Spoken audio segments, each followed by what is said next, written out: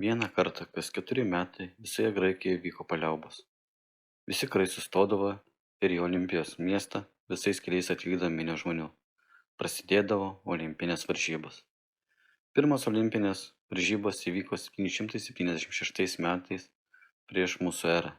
Tačiau patys graikai teigia, kad tai buvo tik olimpinių žaidynių atkūrimas, o iš tikrųjų jas senovėje organizavo didelis herojus Heraklis. Tačiau dėl karų jos ilgą laiką nebuvo rengiamas. Olimpinėse varžybose galėjo dalyvauti visi pilnateisiai Graikijos polių vyrai, nežiūrint jų padėties, turtuoliai ar vargšai, kilmingieji ar ne. Tačiau ruošimasis varžyboms ir dalyvavimas jose reikalavo daug lėšų, o jų atsirasdavo tikrai ne pas kiekvieną. Todėl žaidynėse dalyvauja tik pasiturintys žmonės. Moterims, vergams ir svetimšaliams buvo draudžiama dalyvauti, jiems grėsė net mirties bausmė. Olimpinių žaidynių dalyviai būdavo skirstomi į dvi grupes. Pirmoji grupė vyrai, antroji jaunuoliai. Pastoriesiems atstovavo asmenys, kurių amžius buvo nuo 12 iki 18 metų. Neretai vyrai bandydavo klastoti savo amžių ir apsimesti jaunesni, negu yra iš tikrųjų. Pastebėjus tai, jie būdavo baudžiami piniginėmis baudomis ir šalinami iš žaidynių. Atleto apranga buvo labai maža, o dažniausiai jos išvis nebūdavo. Sportininkai rungtyniaudavo paprasčiausiai nuogi. Rūbai būdavo naudojami tik norint apsaugoti sportininkus nuo traumų. Metams likus iki olimpinių žaidynių sportininkai privalėjo pradėti treniruotis savo gimtajame mieste. Dar mėnesį iki žaidynių pradžios sportininkai atvykdavo į Pietų Graikiją ir ten šalia Olimpijos testavo pasiruošimą varžyboms. Taip buvo įkurtas olimpinis kaimelis. Jame atletai turėdavo laikytis alinančio treniruočio režimą. Paaiškėdavo, kurie būdavo per silpni olimpinėms žaidynėms. Šventė Olimpijoje trukdavo 5 dienas. Pirmą dieną sportininkai aukodavo dievams, prisiekdavo sąžiningai varžytis. Vėliau buvo skiriama speciali komisija. Tai pagrindiniai varžybų teisėjai.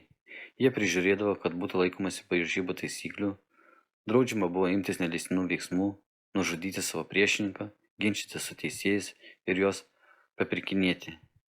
Jei nebūdavo laikomas taisyklių, bausdavo išplakimu. Sekančios 3 dienos būdavo skirtos varžyboms. Olimpinėse žaidynėse vyko kelios sporto rungtys. Pagrindinės iš jų – bėgimas, šuolis, disko ir ieties metimas, imtynės. Visos kartu jos vadinosi penkiakovė. Penkiakovė prasidėdavo bėgimu, bėgdavo 191 metrą, arba kaip senovės graikai vadino stadija. Iš šio žodžio ir kilo stadionas. Bėgikai išvystydavo didelį greitį. Jei tikėti senovės rašytojais, tai vienas bėgikas pavijo kiškį, kitas 2 kart aplenkė arklį. Argus, miesto gyventojas, netgi spėjo subėgioti namo, kad pranešti apie laimėjimą ir grįžti į Olimpiją, kad galėtų kitą dieną varžytis toliau. Per kelias valandas jis subėgiojo 100 km. Aišku, kiek yra tame tiesos, matyt vienas Dzeusas tai žino. Sekanti sporto šaka buvo šuolis į tolį. Kad pasiekti geresnių rezultatų, tai yra norėdami nušokti toliau, sportininkai rankose laikė svarmenis iš akmens ar metalo. Ir per patį šuolį ištiesę rankas į priekį, svarmenis staigiai išmesdavo. Dažniausiai šuolis į tolį lydėdavo muzika. Aplamai, muzika buvo privaloma vykstant varžyboms. Ji padėdavo sportininkams išlaikyti ritmą. Disko ir ieties metimas buvo 3 ir 4 rungtis penkiakovėje. 5 rungtis buvo imtynės. Šioje rungtyje svarbiausia buvo ne tik laimėti prieš varžovą, bet ir padaryti tai gražiai. Pergalei pasiekti reikėjo nugalėti priešininką 3 kartus. Smūgiai kumščiais buvo draudžiami, bet buvo leidžiama stumdyti varžovą, pakišti koją, naudoti apgaulingus judesius. Pats žinomiausias iš kovotojų buvo Milonas iš Krotono. 6 kartus iš eilės jis tapo olimpinių žaidynių laimėtoju. Šio rekordo dar niekam nepavyko pakartoti. Didžiausią žiūrovų susidomėjimą pritraukdavo kumštynių kovos, kurios vykdavo neprivalomosiose varžybose. Kumštynėse graikai vertino vikrumą ir įgūdžius, o ne grubią jėgą. Kumštynės buvo sunkios ir pavojinga sporto šaka. Neretai sportininkai gaudavo pavojingus sužalojimus, traumas. Įspūdinga žiūrovams rungtis buvo važnyčiotojų lenktynės, pakinkytos 4 arkliais. Ši rungtis vykdavo specialiai pastatytame hipodrome. Žodis hipodromas reiškia arklių bėgimą.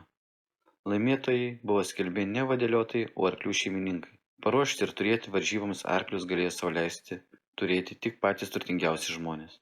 Laimėjusiems varžybas statė atminimo statulas, kurie apie jas eiles. Žinoma, Bet nemažos garbės sulaukdavo ir vadėliotojai, kurie valdė vežimą. Visoje Graikijoje pasakojama apie žygdarbius Polidamo. Šis važnyčiotojas viena ranka laikė rato vežimą, kuris buvo pakinkytas 4 arkliais. Olimpinėse žaidynėse kiekviena laimėtojo vardas kartu su tėvavardžiu bei miesto pavadinimas būdavo skelbiamas stadione. Nugalėtojai būdavo apdovanojami alyvmedžių šakelių vainiku, augusiu prie Dzeuso šventyklos. Jie dažnai įgydavo ekonominių ir politinių privilegijų.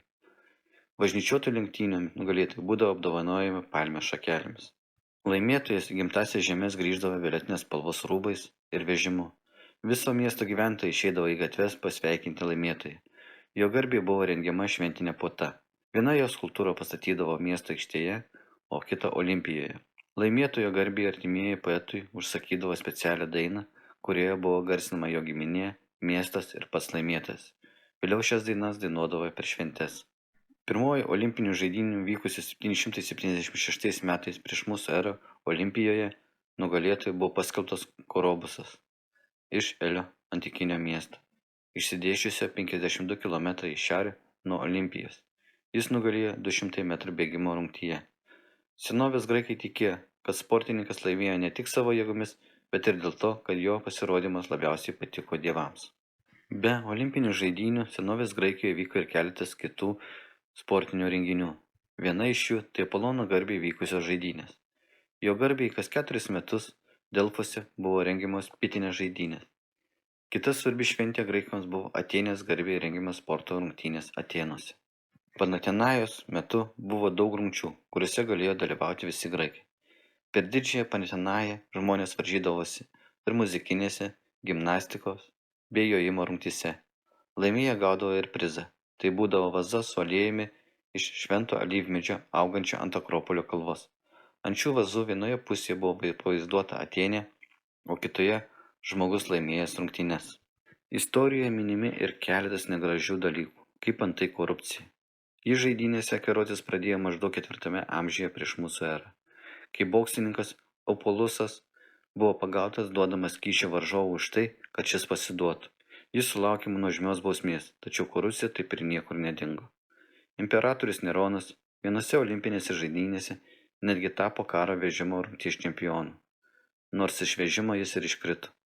Tai buvo išties žeminantis ir gėdingas žaidynių istorijos momentas. Nepaisant to, olimpiados buvo laikomas švariausias atletų žaidynėmis. Senovės graikai mėgo šventes ir vertino savo kraštiečio talentus.